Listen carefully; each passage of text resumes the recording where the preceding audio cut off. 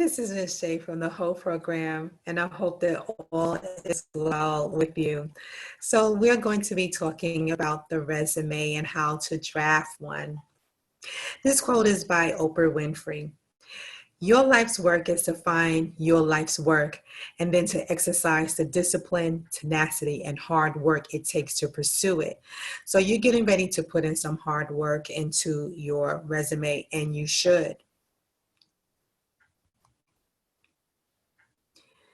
So, what is a resume? It is a written document used by a person to capture a variety of information. It demonstrates and highlights your knowledge in a given field, relevant experience, your background, skills, and accomplishment. It is your first impression. It is often the very first thing that an employer will see before they lay eyes on you and before they even hear your voice.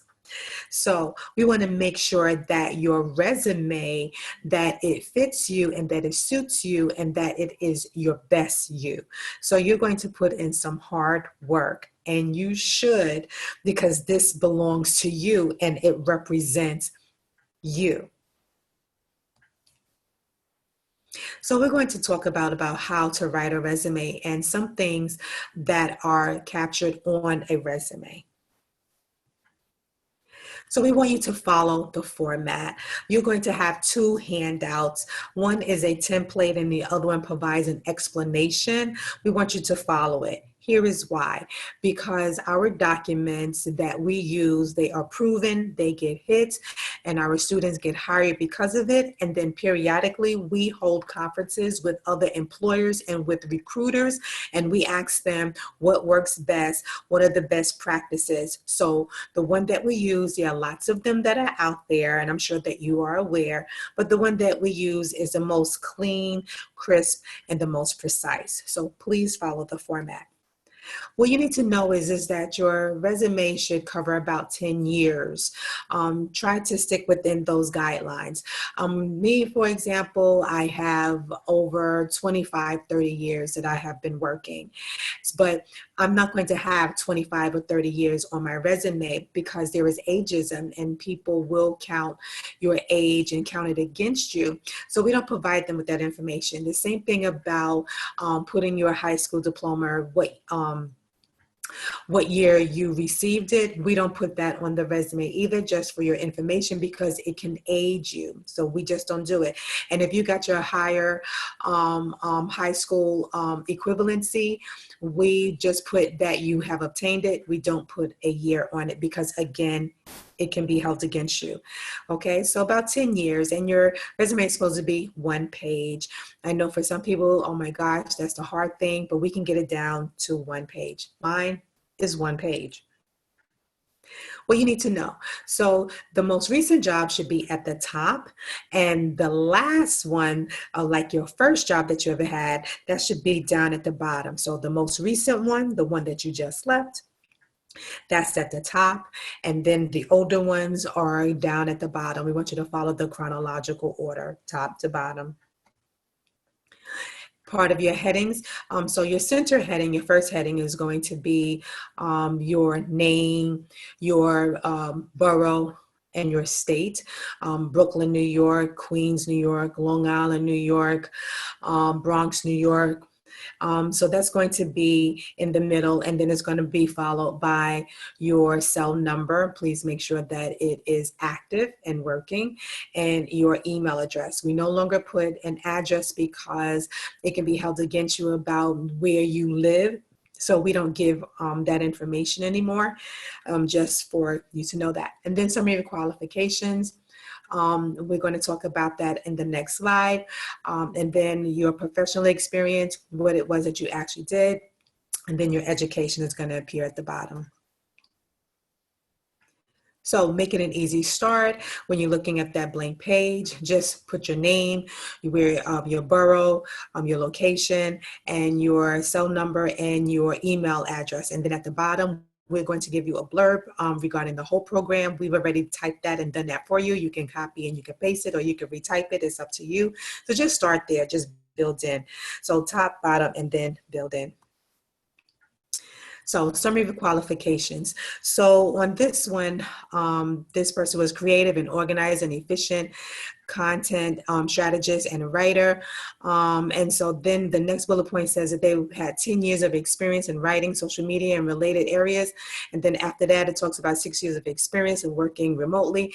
Okay, so creative, organized, that first bullet point, I would put it down at the bottom. That will be my last bullet point, and then I will pull up the other two. Here's why: because people want to see numbers. As many times as you can give a number, please give a number, because it gives it a value and then it quantifies. So I would move the 10 years up to the first bullet point, and the 6 years would be the next bullet point. And then that's another way that you can show the strength of something that you've done. So summary of qualifications. Include how many years of experience that you have in total, if it is under 25 years, like I said before. And if it is more than 25 years, then you write the word extensive. Okay, so the other thing that you can do is you can distinguish the difference between how many working years you've had, professional working years, and then years you've had in a certain industry. So for example, I have 15 total years working, but out of the 15, 5 of those years, I worked in this field. So you can separate it that way as well if you like. And then show different industries that maybe you worked in. Like for example, you could have done corporate, retail, and then the food industry, 3 different industries. So put them down. That would be at the top. What your soft skills are. Soft skills would be: I work well under pressure, I'm able to work in a team, I'm a problem solver. That would be your soft skills. And then whatever technology, whatever hardware you know, whatever programs that you know as well. And then of course, certification, licenses, and degrees. Okay, so summary qualifications would be, for example, I know how to make a chocolate cake. That would be my summary of qualifications. And then down at the bottom under professional experience, and that's when I would give you the details that I worked at Tutti Frutti and that I learned how to read recipes. I know how to measure. I know how to use different ingredients. I helped customers a lot. I knew how to specify a certain cake and personalize it for a customer. So those would be the details. Oh, and the place was located in Brooklyn. Okay. So where did you get the experience? So tell us the name of the company and then give us the location, not the address, but give us the location. So for example, if you worked at Tutti Frutti Incorporated, that would be the name of the company, which was located in Brooklyn, New York. Okay, as an example.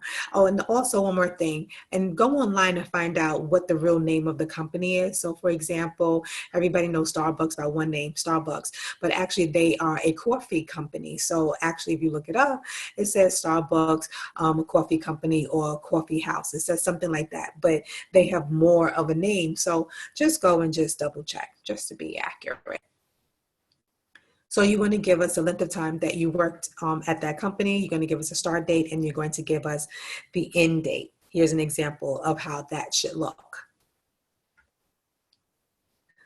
Then in italics, you're going to give us your title. So all the titles should be in italic. It just helps to distinguish it, and then it helps whoever's reading it as well.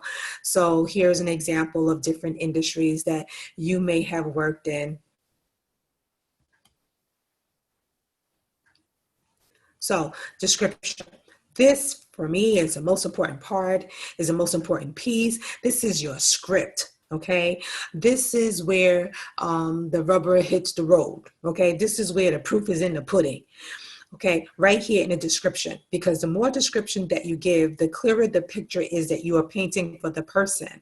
Okay, you're supposed to be able to paint your picture, tell your story in a way that the person who is reading your resume can almost see you doing that job. So tell them, give them as many details as you possibly can, as much as you can. And when you're writing it and you're starting this and you're doing a draft, just flush it out. What did you do? So here's a question for you. Internship and volunteer, are they the same? True or false? false. Here's why. We're going to distinguish between the two. So for an internship, you meet certain qualifications in order for you to work there. Maybe you'll get a stipend or a scholarship, limited amount of time that you're working there. There's a start date and then there's an end date, specific duties that you are assigned. You're there because you want to learn a specific skill or skills. There are set hours that you're going to be working, how many days a week, maybe it's going to be weekends after your regular job. There's a set amount of hours that you are expected to complete, you are dependent upon, and you are held accountable to whatever the work is. And in most instances, you are treated or you receive treatment just like an employee. And so for volunteer work, it is opposite all of that. You can come and go whenever you want to. Whenever you go, you're probably doing a whole bunch of different things. And if you show up, wonderful. And if you don't, it's not held against you. In an internship, it is. So the two are different. Now, on your resume, you're not going to put a caption, internship and volunteer. You're not doing that, but include this under your professional experience because we consider it work experience. So it's in the details. So I'm going to give you two examples because I want to make it really clear about what that means when we say give us details. So here in this example under maintenance, that's a field that I'm using because it's really, really easy. Don't judge me. Okay, because I didn't use yours. All right, so the first bullet point says clean the building, the front and the back, including sidewalks. And that sounds wonderful. Sounds like you did a lot of work. But the rewrite says responsible for maintaining a 21-story residential property, including the landscape perimeter. So in the second one, the rewrite, there were details. Same person, right? Same resume, but you're giving us details. The second one gives us a number, 21 stories. So then we have a value and then we can quantify that. And then you tell us that it's residential. So that means that people are around and children are around and puppies are around. So that means that you're doing a whole lot of cleaning and that this is a really big job. Okay. And then the first one, we didn't understand the magnitude of what it was that you did. And then here's my second one. So supervise other employees and gave them breaks. This sounds like really wonderful responsibility. But now look at the rewrite. The rewrite says supervise a crew of 5 workers and schedule daily breaks according to monitored workflow. So this one says more. This one gives us more details and make your supervision sound even more important. You supervise 5 people, and your first it didn't say how many people, so we didn't really understand the value. But the rewrite says 5 people, and that's a big deal. And then it says that you scheduled the breaks daily. So we know that this is part of your daily duties. And then you did it according to monitored workflow. So that means that you were mindful and that you understood the value of when a break is supposed to be given. Okay, because there are certain times that you should not take a break, even if you are scheduled. Okay, if the workflow says that you should not, then you should not. And so in this, you're saying that, and that's really important. Now, experience and knowledge, are they the same? Yes or no? And the answer is no. So with experience, that means that you performed the task, the job, or the function. That means you came in contact with, you touched it, you moved it, you felt it, you smelt it, okay? You participated, you achieved, you accomplished. It meant that you did it. That's what this means. You did this. Knowledge is you have an understanding, you comprehend, you are aware. I've seen that before. You recognize it. I know how. I perceive. I have a perception, and I'm familiar with. But it doesn't mean that you did it. But knowledge is still crucial for you to be able to express what it is that you know, because employers can build on that if you have a basic understanding. So education is going to be down at the bottom of your resume. Here's an example how to capture that. So I wanted to talk about the one at the bottom. So the person that was at the bottom, they have yet to complete their degree, or maybe they're never ever going to go back, but they've earned some credits. So if you have to earn some credits at a college, even though you did not complete it, that's okay, but put that down. It gives you more of a value that you at least went over people who have not. And any training that you've received, give us a description, give us a date of that certification, spell it out. Please don't use acronyms, because acronyms, everyone doesn't understand what that means. Like OSHA, everybody doesn't know what an OSHA is. Only people that have it or in the industry know what an OSHA is. So if somebody outside of that is reading it, you want them to have an understanding. You want them to be able to connect. So here in this example, I said OSHA 10. And what does OSHA 10 mean? Occupational Safety Health Administration 10 hours. So give them that, or give them the whole thing, put it in parentheses, the OSHA 10, and then spell it out. So research, research, research, research, research. So you're going to be doing some of that. And I'm going to suggest that you do that as you are completing your resume. So this is what you can do. You can go online, you can look at some other resumes that is within the industry that you're interested in, or even the one that you have done. Sometimes we forget stuff. Okay. And so going online and looking at another resume in that industry, it will trigger some memory for you. And not only that, maybe that person just put their wording together better than how you would put it. You know, it just sounds more educational and it sounds more polished. And so it's okay for you to highlight, copy, and paste it into the body of your resume. But you have to remember, you're going to have to eat that resume. You're going to have to eat it, sleep it, and walk it. So even though you're doing that cutting and pasting, it gotta be yours. And please do not go and copy a full resume, because it doesn't belong to you. That's not yours, it's theirs. So do the work. So here's something else I want you to consider. So focus on the skills towards a job that you want. So you should be pulling up also some resumes, some job postings as well, okay, to see what do that job want? What does it entail? And then does it match with mine? And some of the wording and some of the verbiage that's on that job posting should be on yours. So look at that as well. Highlight those skills on your resume, prioritize them. So that means that whatever the job posting have, whatever is important to them is important to you. So if you got to switch stuff around to have their bullet points at the top of yours so they'll see that really easily, then please do that. And if there's any gaps, please try to fill them in as much as possible. If you've done any trainings, if you went to school, if you've raised a family, if you were taking care of someone, put it in there. Now, if you have a background and that's the reason for your gap in your history is due to that, contact me, your instructor, or another instructor, and have a private conversation regarding the wording that you're going to be using on your resume. We can assist you with that. But your first job is to flush out and to write down all the things that you learned while you were away, the skills that you've learned, some education that maybe you achieved when you was there, some tools that you was able to do, that you worked in a team. And if you clean buildings, how big was the building, how many yardage, how many floors, how many residents, put all of that on your resume, because it is important and it is where you've gotten your work, and we'll tell you how to phrase it better, okay? Now, no experience, that is never, ever true.